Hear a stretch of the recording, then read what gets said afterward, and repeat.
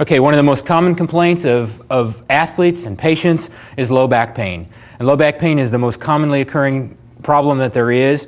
One of the things we see most often is people have been diagnosed with a slipped disc or a vertebrae out of alignment. It's very, very common. However, those things don't actually occur. There is no such thing as a disc being slipped. There's no such thing as being the spine being out of alignment. And if it's not out of alignment, then it can never be relocated or adjusted.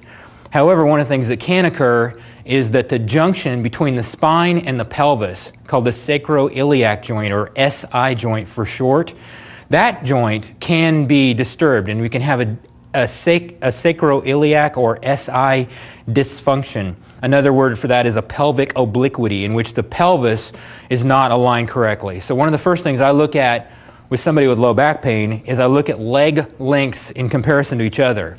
And we measure leg lengths by having a patient lie completely supine, get them completely relaxed. I apply a little traction, shake them out a little bit. I look for alignment straight up and down the body.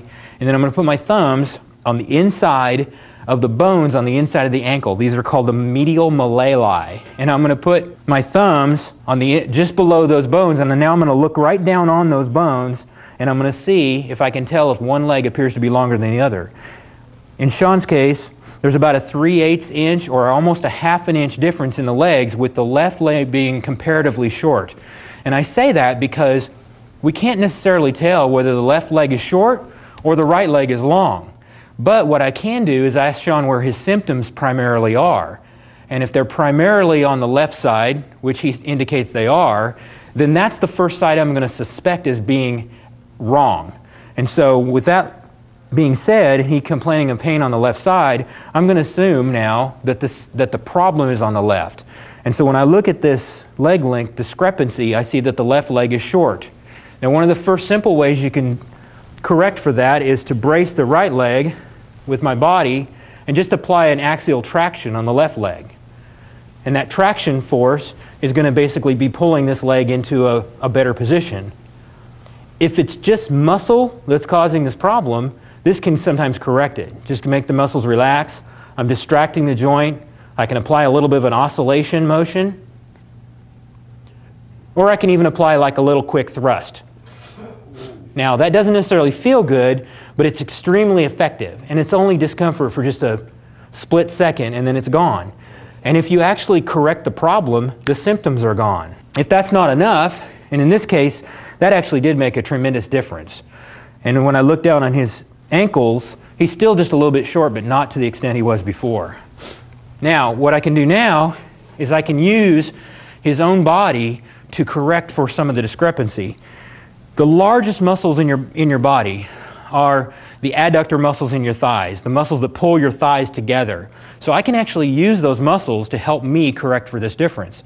Now, when the pelvis is out of alignment, or the bowl with two halves is twisted, it's actually out of position in two different places. The first place is in the SI joint, the sacroiliac joint, and that's a rough, jagged joint with teeth in it, and it actually engages itself much like a key fitting into a lock. And when the teeth of the key fit directly into the lock, it will move. But sometimes you've had that experience where you get the key in, you turn it a little bit, and now you can't get it out, you can't turn it, it's stuck. That's similar to what happens in the sacroiliac joint, where the teeth just get hung up on each other. All right? Well, when that happens, you also have a joint that's out of position in the front, and that's called the pubic symphysis joint, and that's the joint in the very front where the pelvis comes together. That's also the joint in women that completely dislocates when they have a child. So pelvic SI dysfunctions in women are actually way more common than they are in men. However, men who are athletic, men who are runners, men who are more flexible are more prone to SI dysfunctions.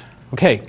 So if I want to try to relocate that joint, one of the easiest things I can do is let Sean do it himself. And so what I'm going to do is ask Sean to squeeze his knees together as hard as he can, and I'm going to resist. Sometimes you'll actually hear an audible pop in the front of the joint when you do that. So I'll do that several times. I'll say squeeze, now squeeze, squeeze, squeeze, squeeze, squeeze. Good.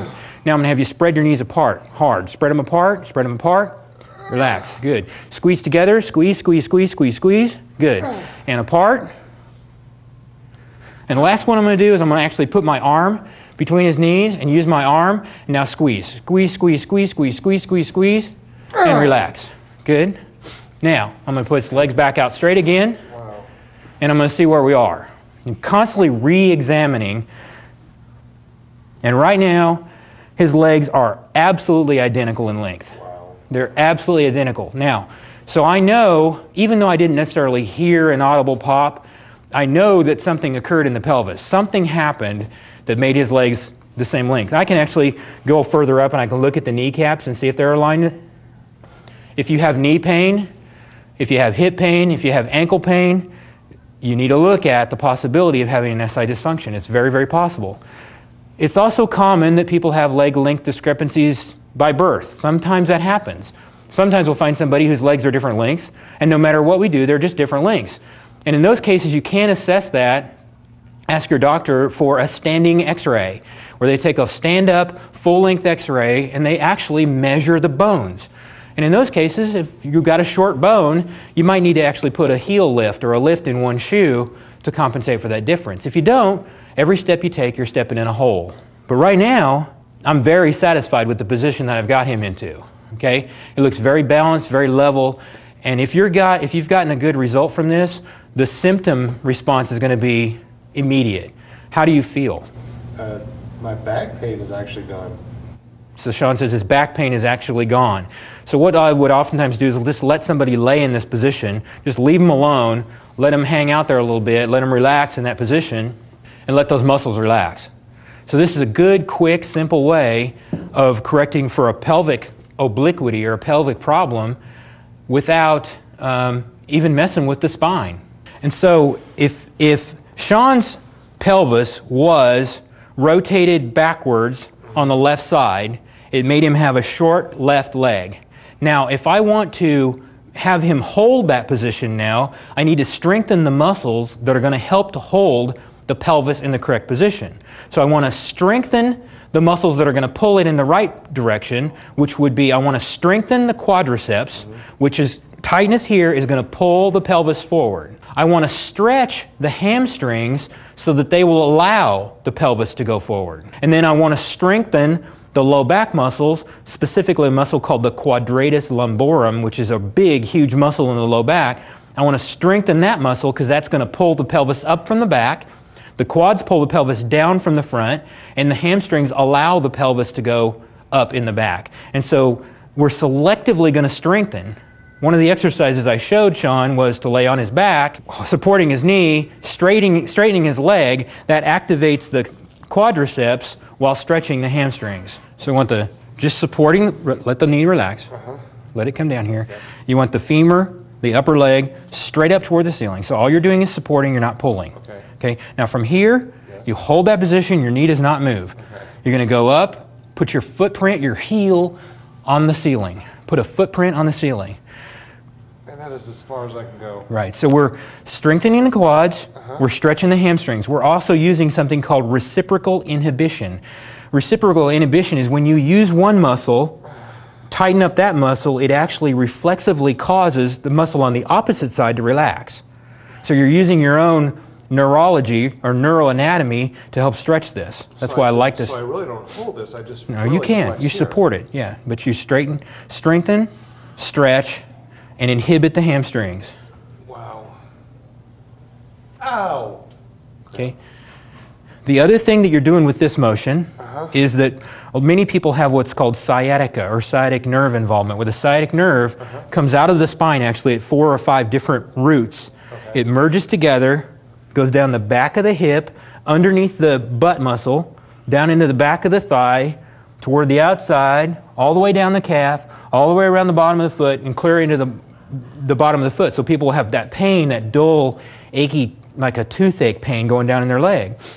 Over time, that sciatic nerve, which is the largest nerve in your body, can get scarred down, it can get stuck, it can get adhesed, it can get shortened. So what you're doing here is actually nice and easy, gliding the sciatic nerve through its course. You can't really stretch a nerve, but what you can do is glide it. You can make it move better through its normal course. So this is called neural glide.